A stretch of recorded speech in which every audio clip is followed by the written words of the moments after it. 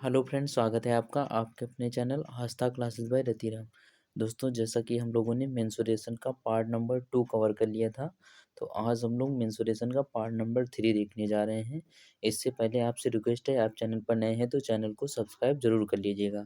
पहला क्वेश्चन देखिए, स्क्रीन पर लिखा हुआ है, समबाहु त्रिभुज की ऊंचाई क्या होगी जिसकी भुजा 5√3 सेंटीमीटर दे रखा है। तो समबाहु त्रिभुज के बारे में हमने जाना था कि जो समबाहु त्रिभुज होता है उसकी प्रत्येक भुजा क्या होती है, बराबर होती है। और समबाहु त्रिभुज का प्रत्येक कोण कितने अंश का होता है, 60 अंश का होता है। तो समबाहु त्रिभुज का अगर पूछा जाए परिमाप आपसे, तो समबाहु त्रिभुज का परिमाप आ जाएगा आपका 3 गुणित क्या आ जाएगा, भुजा आ जाएगा।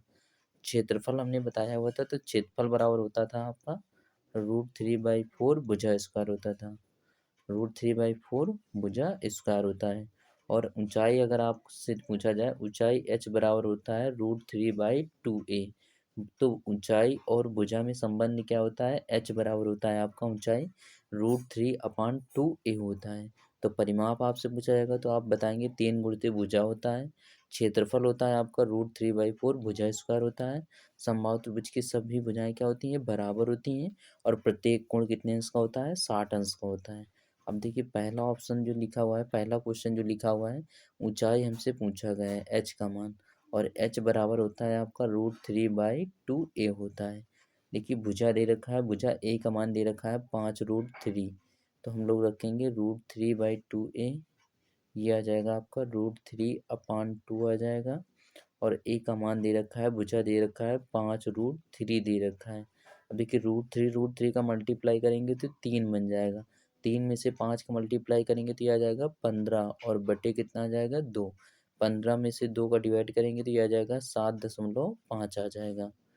तो देखिए, पहला ऑप्शन लिखा हुआ है 7.5, दूसरा ऑप्शन लिखा हुआ है 8, तीसरा ऑप्शन लिखा हुआ है 5, और चौथा ऑप्शन लिखा हुआ है 6 सेंटीमीटर।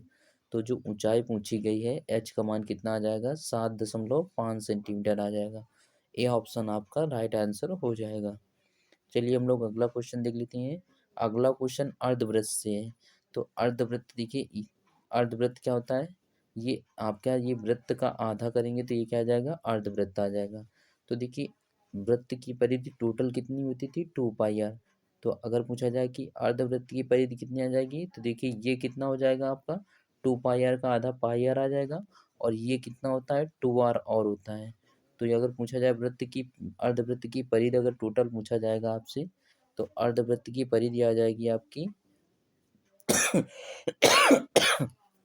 सॉरी, अर्धवृत्त की परिधि आ जाएगी आपकी, अर्धवृत्त की परिधि, अर्धवृत्त की आपसे अगर पूछ ले, परिधि पूछ ले, तो अर्धवृत्त की परिधि याद रखिएगा, ये होता है आपका ये होता है आपका πr होता है, और प्लस कितना होता है, 2r होता है, ठीक है। और क्षेत्रफल अगर आपसे पूछा जाए, तो क्षेत्रफल बराबर होता है πr² बटे कितना होता है, 2 होता है। πr² बटे कितना आ जाएगा, 2 आ जाएगा। अब देखिए, अर्धवृत्त की परिधि दे रखा है, और परिधि कितना होता है हमारा, πr प्लस कितना होता है, 2r होता है। ये दे रखा है हमें 36। अब देखिए, पाई का मान कितना होता था, 22/7। ये आर आ जाएगा, प्लस कितना आ जाएगा, 2r। अगर हम लोग इसे सॉल्व करेंगे तो ये आ जाएगा, ये हो जाएगा देखिए, 22 ये आ जाएगा, तो ये आ जाएगा 36r बटे कितना आ जाएगा, 7 आ जाएगा। और ये दे रखा है इधर कितना है, 36। तो 36 से 36 डिवाइड करेंगे तो ये कट जाएगा। तो जो त्रिज्या आ जाएगी कितनी आ जाएगी, 7 सेंटीमीटर आ जाएगी।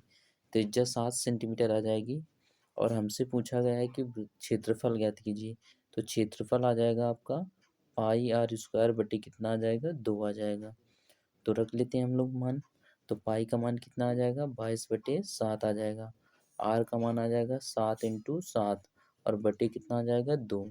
एक से 7, एक 7 कट जाएगा, 2 से काटेंगे 22 को तो ये 11 बढ़ जाएगा। और 11 का मल्टीप्लाई 7 में करेंगे तो कितना आ जाएगा, 77 सेंटीमीटर स्क्वायर। तो क्षेत्रफल जो है अर्धवृत्त का कितना आ जाएगा, 77 सेंटीमीटर स्क्वायर। पहला ऑप्शन लिखा हुआ है 154, दूसरा ऑप्शन लिखा हुआ है 35, तीसरा ऑप्शन लिखा हुआ है 77, और चौथा ऑप्शन लिखा हुआ है 70। तो हमारा राइट आंसर कौन सा आ जाएगा, थर्ड ऑप्शन आ जाएगा। क्योंकि देखिए, वृत्त जो होता है, तो वृत्त की जो परिधि होती है 2πr होती है। तो 2πr का आधा कितना आ जाएगा, πr आ जाएगा। और ये होता है, ये क्या होता है, व्यास होता है 2r। तो परिधि टोटल कितनी आ जाएगी, पाई आर प्लस कितना आ जाएगा, 2r आ जाएगा। फिर अगला क्वेश्चन लिखा हुआ है 6 सेंटीमीटर भुजा वाले एक घन का पृष्ठीय क्षेत्रफल ज्ञात कीजिए। तो जो घन होता है, घन का अगर आपसे पूछा जाए आयतन पूछा जाए, तो घन का आयतन याद रखिएगा भुजा क्यूब होता है। मान लेते हैं भुजा ए है, तो घन का आयतन क्या आ जाएगा, भुजा क्यूब आ जाएगा, ए क्यूब आ जाएगा।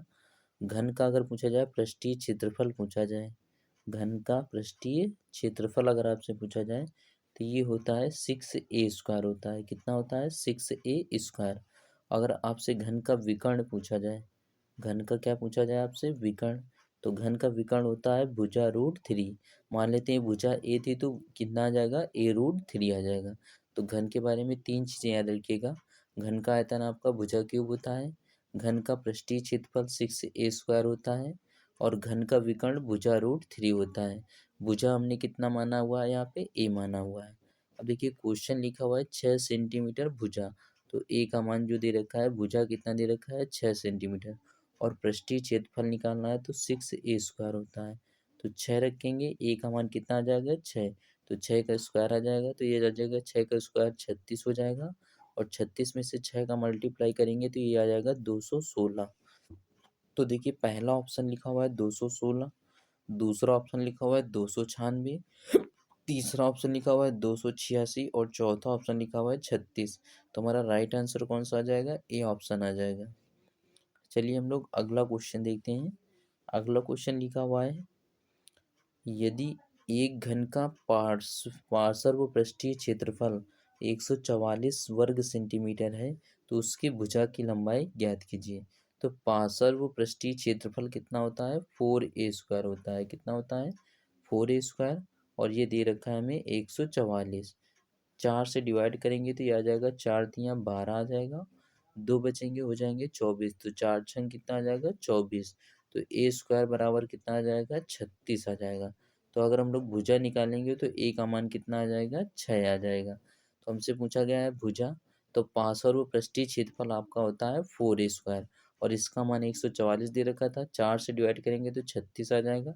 तो a² बराबर 36 आ जाएगा, स्क्वायर हटाएंगे तो 36 का वर्गमूल कितना निकल आएगा, 6। तो भुजा जो पूछा गया है वो कितना आ जाएगी, 6 आ जाएगी। पहला ऑप्शन लिखा हुआ है 5 सेंटीमीटर, दूसरा ऑप्शन लिखा हुआ है 4 सेंटीमीटर, तीसरा ऑप्शन लिखा हुआ है 8 सेंटीमीटर, और चौथा ऑप्शन लिखा हुआ है 6 सेंटीमीटर। तो हमारा राइट आंसर कौन सा आ जाएगा, डी ऑप्शन आ जाएगा। चलिए हम लोग अगला क्वेश्चन देखते हैं। अगला क्वेश्चन हमारा घनाभ से आया हुआ है, तो घनाभ के बारे में जान लेते हैं पहले। तो घनाभ का अगर आपसे आयतन पूछा जाए, तो आयतन आ जाता है आपका लंबाई गुणित चौड़ाई गुणित क्या होता है, ऊंचाई। और घन का अगर पूछा जाए पृष्ठीय क्षेत्रफल पूछा जाए, घन का पृष्ठीय क्षेत्रफल पूछा जाए तो ये होता है 2 ब्रैकेट में LB प्लस BH प्लस कितना होता है, HL होता है। तो घन का पृष्ठीय क्षेत्रफल होता है 2LB plus BH plus HL होता है, और घन का आयतन लंबाई गुणित चौड़ाई गुणित ऊंचाई होता है। अब देखिए घन की लंबाई चौड़ाई ऊंचाई दे रखा है, और पूछा गया है कि कुल पृष्ठीय क्षेत्रफल क्या होगा। तो कुल पृष्ठीय क्षेत्रफल होता है 2 ब्रैकेट में आ जाएगा L×B, LB प्लस आ जाएगा BH, और प्लस कितना आ जाएगा, HL आ जाएगा।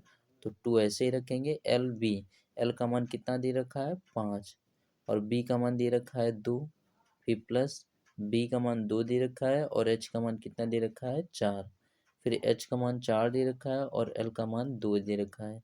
अब हम लोग सॉल्व कर लेते हैं, तो ये आ जाएगा 5 दूनी 10 आ जाएगा, प्लस 4 दूनी 8 आ जाएगा, प्लस कितना आ जाएगा, 5 चौको 20, 20 और 8 28, 28 में से 10 जोड़ेंगे तो ये आ जाएगा 38, और 38 में से 2 का गुणा करेंगे तो ये आ जाएगा 76।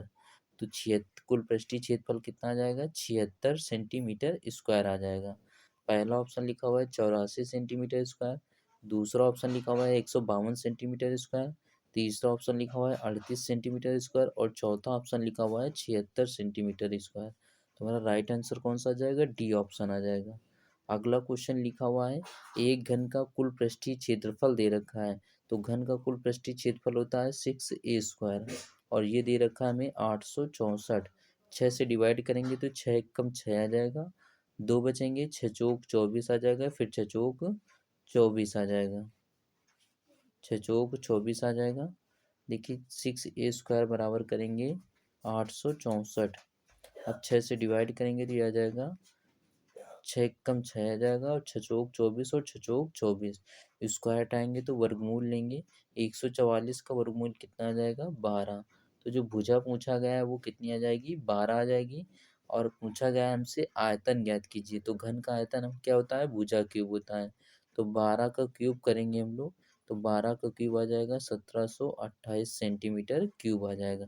तो घन का आयतन आ जाएगा 1728 सेंटीमीटर क्यूब। पहला ऑप्शन लिखा हुआ है 216, दूसरा ऑप्शन लिखा हुआ है 729, तीसरा ऑप्शन लिखा हुआ है 1728 और चौथा ऑप्शन लिखा हुआ है 512। तो हमारा राइट आंसर कौन सा आ जाएगा, सी ऑप्शन आ जाएगा 1728। अगला क्वेश्चन देख लेते हैं। अगला क्वेश्चन लिखा हुआ है दो घनों के आयतनों का अनुपात दे रखा है। मान लेते हैं पहले घन की भुजा A1 है और दूसरे घन की भुजा क्या दे रखी है A2, और इनका आयतन क्या होता है भुजा क्यूब होता है। ये दे रखा है 64:125। अगर हम लोग घनमूल लेंगे तो भुजाओं का अनुपात आ जाएगा। तो घनमूल लेंगे 64 का घनमूल 4 निकल आ जाएगा, और ये 125 का घनमूल कितना आ जाएगा 5 आ जाएगा। तो उनके कुल सतहों का क्षेत्रफल पूछा गया है। तो सतहों का क्षेत्रफल पूछा गया है तो यह आ जाएगा 4:5 आ जाएगा। अब पहला ऑप्शन लिखा हुआ है, देखिए 4:5, तो ये क्या जाएगा आपका भुजाओं का अनुपात आ जाएगा। और पूछा गया है कि कुल सतहों का क्षेत्रफल, तो ये होता है 6a²। तो 6a1² आ जाएगा, बटे आ जाएगा 6a2²। 6 से 6 कट जाएगा, तो देखिए 4 भुजा दे रखा है, A1 का मान आया हुआ है 4, तो 4 का स्क्वायर आ जाएगा 16, और 5 का स्क्वायर आ जाएगा 25। तो कितना आ जाएगा क्षेत्रफलों का अनुपात आ जाएगा 16:25। पहला ऑप्शन लिखा हुआ है 9:16, दूसरा ऑप्शन लिखा हुआ है 4:5, तीसरा ऑप्शन लिखा हुआ है 16:25, और चौथा ऑप्शन लिखा हुआ है 64:125। तो हमारा राइट आंसर कौन सा आ जाएगा, सी ऑप्शन आ जाएगा 16:125। तो देखिए आज की क्लास में हम इतने ही क्वेश्चनों को सॉल्व करेंगे। अगली क्लास में मिलेंगे, तब तक के लिए